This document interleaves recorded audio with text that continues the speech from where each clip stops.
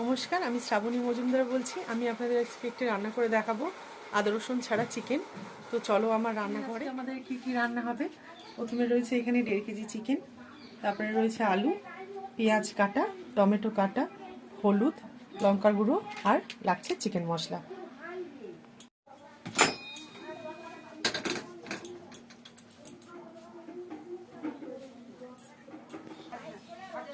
প্রথমে তেল দেব,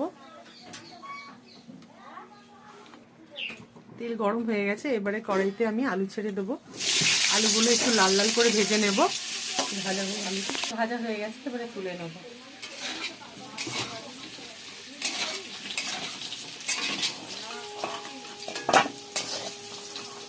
আর একটু তেল দিয়ে দেবো।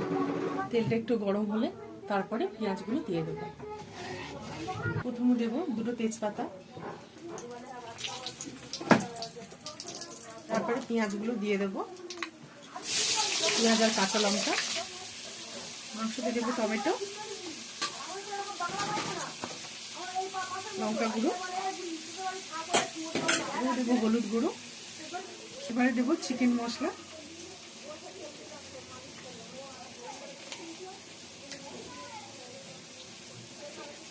এবারে দেবো কাঁচা সরষের তেল,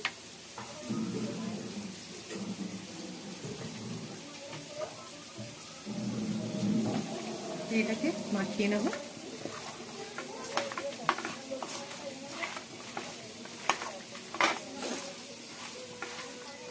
নেড়ে নেব।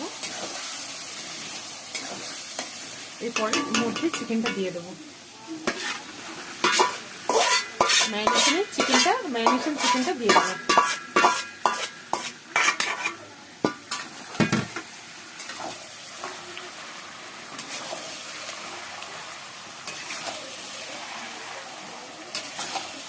এটা তোমরা যারা ব্যাচেলার, যারা দূরে থাকো, তারা এই রান্নাটা করে খেতে পারো, কোনো রকম বাটাবুটি ঝামেলা ছাড়াই, আদা রসুন ছাড়াই করে খেতে পারবে।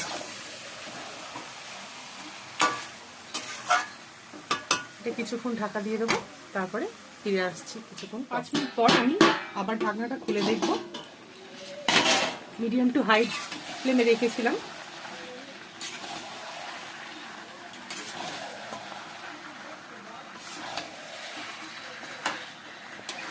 এখন কিন্তু নুন দেব না, নুনটা একটু পরে দেব, নাহলে মাংস থেকে প্রচুর জল বেরিয়ে যাবে।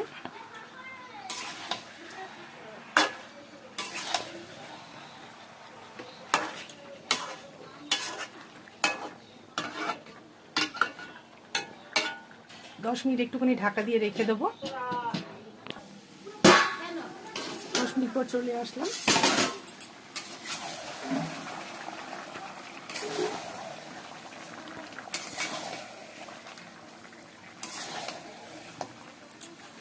এবার মাংসটা হাই ফ্লেমে রেখে আমি কষিয়ে নেব,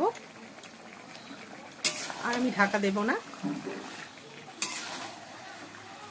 ফিরে আসছি কিছুক্ষণ পর। মাংসটা আরেকবার নেড়ে নেব।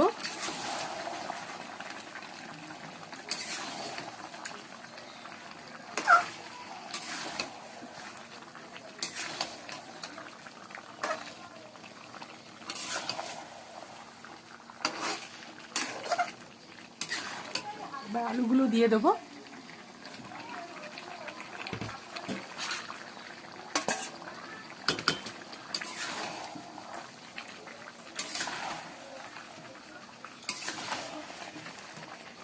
ভাজা আলুগুলো মাংসের সাথে দিয়ে কষে নেব। এখনো কিন্তু আমি এর মধ্যে কোনো রকম নুন দিইনি, শুধু আলু ভাজার সময় নুন দিয়েছিলাম। আবার কষে নেওয়ার পর 10 মিনিট পরে আসছি। অন্য আরেক দিকে মাংসতে জল দেওয়ার জন্য আমি গরম জল বসিয়ে দেব।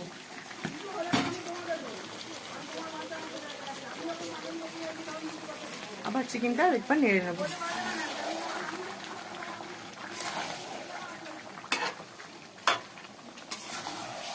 আমি আবার এলাম, চিকেনটা একটু নেড়ে নেব। মাঝে মাঝে একটু চিকেনটা নেড়ে নিতে হবে, দেখতে হবে তলায় লেগে যাচ্ছে কিনা। আবার 10 মিনিট পর আবার এলাম।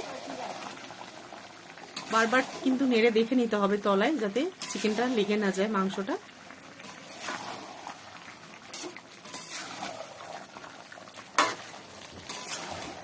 জলটা অনেকটাই টেনে এসছে, আর একটুখানি শুকিয়ে গেলে হয়ে যাবে। আমি কিন্তু এখনো নুন দিইনি। জল গরমটা হয়ে গেছে, এবারে আমি গ্যাসটা বন্ধ করে দেবো।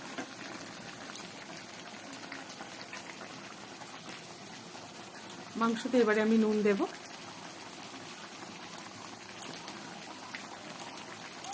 নুনটা আন্দাজ মতো দিতে হবে।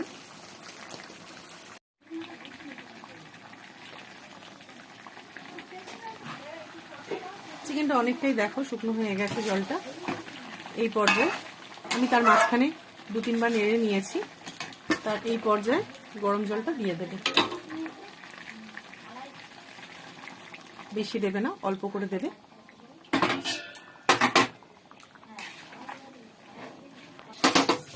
আর অল্প একটু জল দেব।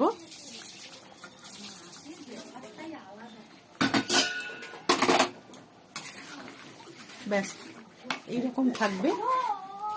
আমি ঢাকা দিয়ে দেবো। সিদ্ধ হওয়ার পর আবার ফিরে আসছি। মাংসটা খুলে আরেকবার দেখে নেব সব সিদ্ধ হয়েছে কিনা। হয়নি, এখনো বাকি আছে, আরেকবার ঢাকা দিয়ে দেবো। এই সময় মিডিয়াম টু হাই ফ্লেমে রেখে দেবেন। ফিরে এলাম 10 মিনিট পরে।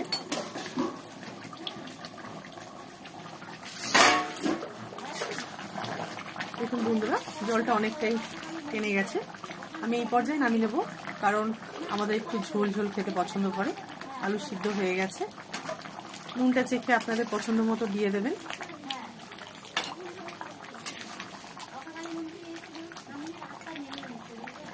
আরও কষা খেতে চাইলে আপনারা একটু কষা কষা করে নিতে পারেন। আমাদের বাড়িতে ঝোল পছন্দ করে, তাই একটু এরকমই ঝোল রাখবো।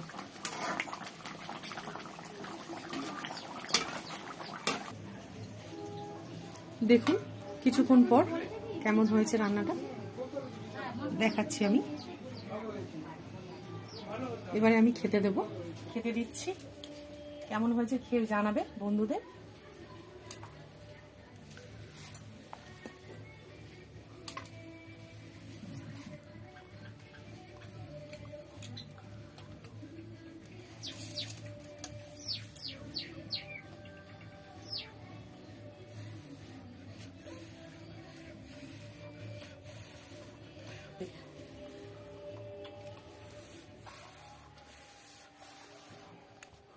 কেমন হচ্ছে সবাইকে জানাবে বন্ধুদের কেমন বানিয়েছে। খুব ভালো হয়েছে, এটা আরো ভালো লাগবে। ভালো হয়েছে তো? হ্যাঁ সত্যি খুব ভালো হয়েছে। আপনারাও বাড়িতে একবার বানিয়ে দেখবেন, এভাবে খুবই ভালো লাগবে। যারা ব্যাচেলার, বিশেষ করে দূরে রয়েছে বাবা মার থেকে, রান্না বান্না, আদা রসুন বাটাপুটি ঝামেলা ওই সব কিছুই করতে হবে না। এইভাবে করে দেখবে, খুবই ভালো লাগবে। খেয়ে দেখো। কষা, তোমরা যদি কষা খেতে চাও কষা করো, ঝোল খেতে চাও ঝোল করো। আজকের মতো এখানে ভিডিও, বাই।